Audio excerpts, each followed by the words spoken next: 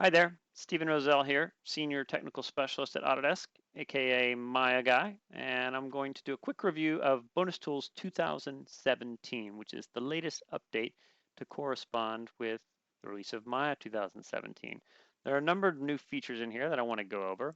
First of all, when you install, you'll notice the documentation has indeed been updated, and if I just page down from here, you can see that I've got a new features section that covers all of the latest updates, tools that have been added, tools that have been updated, and additionally tools that have been retired, in other words, moved into standard Maya.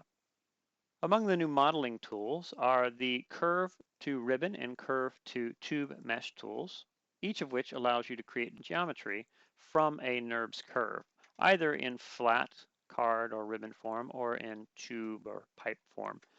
They give you similar attributes with controls over things like the width, as well as the orientation, as well as things like the taper down to a point across the length, including things like twist if you want to add some bend, and then of course controls over things like the divisions. Now each of these curves is still connected to the shape itself, so if I were to go in and make changes to the curves, you can see how that will affect the underlying shapes. And these are, of course, just standard meshes that I can smooth or model in different ways. Now, a companion to these is the Cleanup Ribbon Tube Mesh tool, which essentially will go in and remove all of this added construction history that basically will just clean up under the hood. An older tool that's been updated and improved is the Flatten Components tool, which will allow you to take vertices and or edges or faces and flatten those out along an average plane. So if I wanted to cap this off with a flat piece, I can basically select those vertices and then I get a manipulator that allows me to control not only the position but also the orientation of how those are snapped. Now that can be done on something as simple as an edge loop as well, where I can grab an edge loop, flatten out those components, and now I can actually take that edge loop and begin to manipulate it. Again, this works on any component type. We've made a few updates to the rigging tools, including a new tool that will allow you to create IK spline on multiple joint chains. So in cases where you might have antennas or wings or tails or tentacles, you can grab a series of joint chains, apply, and you will get IK handles for each of those joint chains.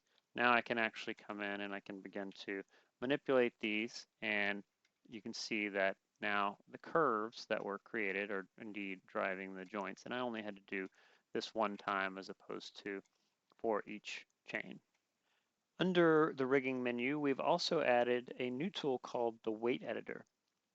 The weight editor is a scanning centric version of the component editor in a sense. It allows you to go in and isolate specific vertices and load the weight information for those vertices. So you can see wherever I get the teal color that represents the weighting for a given vertice. Now I can isolate either the bone channel, which is the weights for all the vertices on that bone, and make changes, for instance, to the weight where I can set it to relative mode, and I can use a slider to shift the weight around either to or from that bone. You can also set that in an absolute mode. You can do things like locking and unlocking from here. You can also do things like smoothing, where I can smooth the weight of all the vertices selected across multiple joints or across individual joints, like so. Now I can also go in and I can set things like maximum influences. So you can see here, vertex 138 has a, whoops, let's reload that. Vertex 138 has 5 influences. I can grab this vertex and I can say I want to max that out to 3. And now when I come back and look, you can see it's found the 3 dominant weights and it shifted the weighting over to those joints. So you can do a lot of stuff directly in this editor that is a little more difficult to do in the traditional component editor. Unfortunately, this is only available on Windows currently. We are considering supporting this for other OSs in the future, but currently the plugin that is for this editor is only available for Windows. We've improved the floating frame rate tool, which was introduced in 2016. This is a tool that basically allows you to create a node that you can essentially float at any point in your viewport, and it will display the frame rate that you're currently getting for a given character or animation. Now this works in conjunction with another series of tools that are under the rigging menu set under performance utilities. These have been improved as well. These allow you to turn on things like parallel evaluation. You'll notice my frame rate goes up, as well as GPU acceleration, again, where my frame rate goes up. And it's easy to track and easy to see with my floating frame rate calculator. Under the Modify menu, we've updated the Store Transform Attribute Values tool so that it now not only works with transforms as well as shape node information, but it also works with custom attributes. But in a simple example, I'll show you that you can take an object like a light or a camera or a character rig control, and you can save this. So I'll call this yellow, for instance, and I'll save this to the shelf. And then I'll go in and make a few basic changes. I'll reposition this, I'll change the rotation, and then I'll go into the channel controls here. I'll increase the intensity, and maybe I'll make this a slightly bluer or a more kind of magenta color. And then I can even go in and I can change things like the cone angle.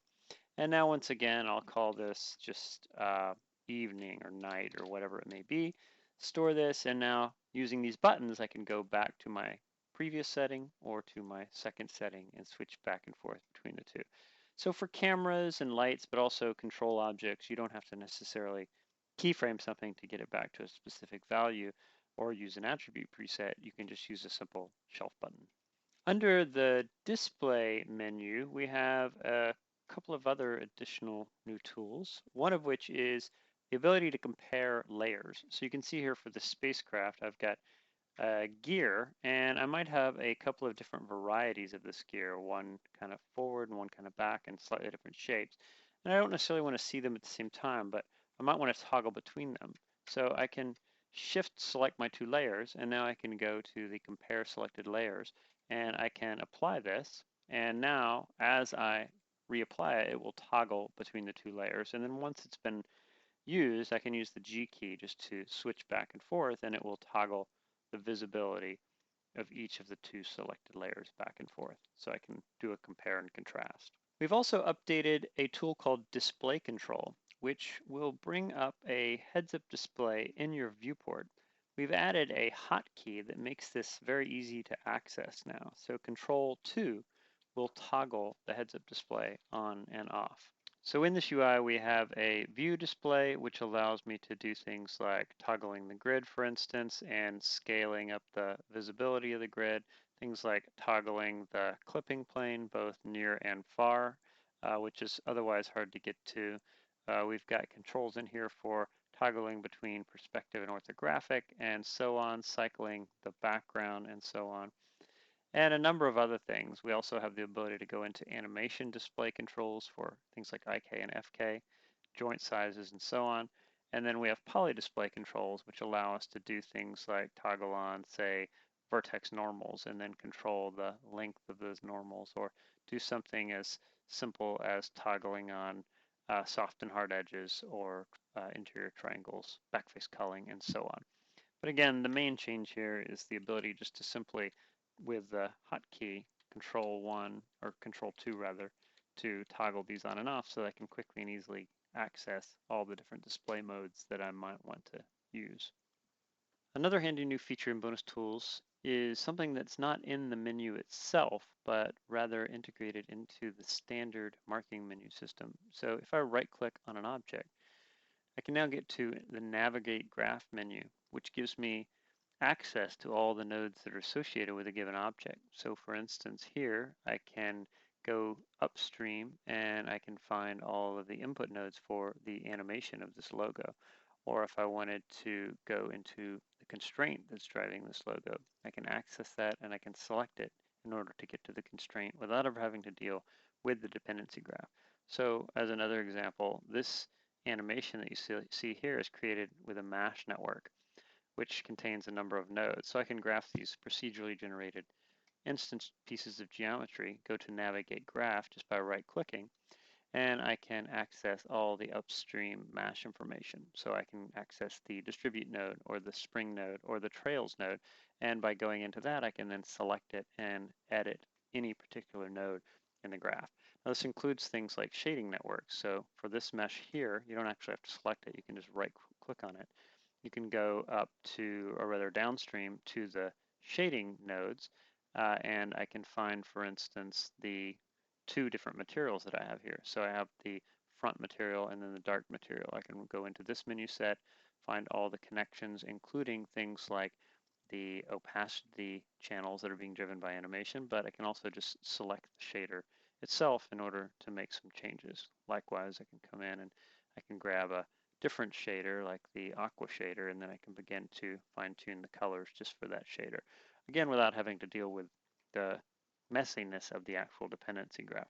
This is also accessible through the N hotkey. So with the N hotkey for whatever's selected, it will bring up the marking menus for up and downstream connections. And otherwise, if I right click, I can get to it from the standard marking menus. And lastly, you might also want to check out the resource page for BonusTools. So if you go to the BonusTools menu under Help, there is a link to BonusTools online resources, and that will take you to the Maya page that is dedicated to BonusTools. And in here, you'll find not only links to the various installers for both regular Maya and MyLT, but also if you scroll down, you'll see links to various tips and tricks and tutorials related to the tools that are part of the BonusTools package. And lastly, if you go to the Exchange, which is the Autodesk Exchange, you will find the actual installers for the various OSs, including Windows, OS X, and Linux. So you can basically go to the Autodesk App Store, Google Autodesk Apps, and just do a search for BonusTools, and you'll find all the installers that you need, as well as a list of what's new. So again, that is a review of BonusTools 2017. Thank you for your time, and be sure to check it out.